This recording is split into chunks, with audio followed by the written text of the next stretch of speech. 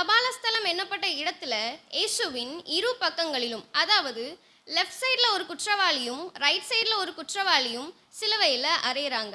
இதில் ஒருவன் எப்படி காணப்படுகிறான் என்றால், ஒருவன் கீழானவைகளை சிந்திக்கிறான், மற்றொருவனோ மேலானவைகளை சிந்திக்கிறான். ஏன் இப்படி நான் சொல்லுகிறேன் என்றால், 35வது வசனத்தில் நம்ம பார்க்க முடியும், கீழே நின்றவர்களில் கொஞ்சம் பேர் என்ன சொல்கிறாங்கன்னா, இவன் தேவனால் தெரிந்து கொள்ளப்பட்ட கிறிஸ்துவானால் தன்னைத்தான் ரட்சித்து கொள்ளட்டும்னு. இதையெல்லாம் கேட்டுக்கொண்டிருந்த அந்த லெஃப்ட் சைட் குற்றவாளியும் கீழே சொல்கிறவங்களுக்கு ஏற்ப, நீ கிறிஸ்துவானால் உன்னையும் எங்களையும் ரட்சித்துக்கொள் என்றான். இப்போ என்னன்னா, இந்த லெஃப்ட் சைட் குற்றவாளி என்ன பண்ணுறாங்க, கீழே உள்ள மக்கள் சொல்கிற மாதிரியே இவங்களும் தேவனை தூஷிக்கிறாங்க, இகழ்கிறாங்க.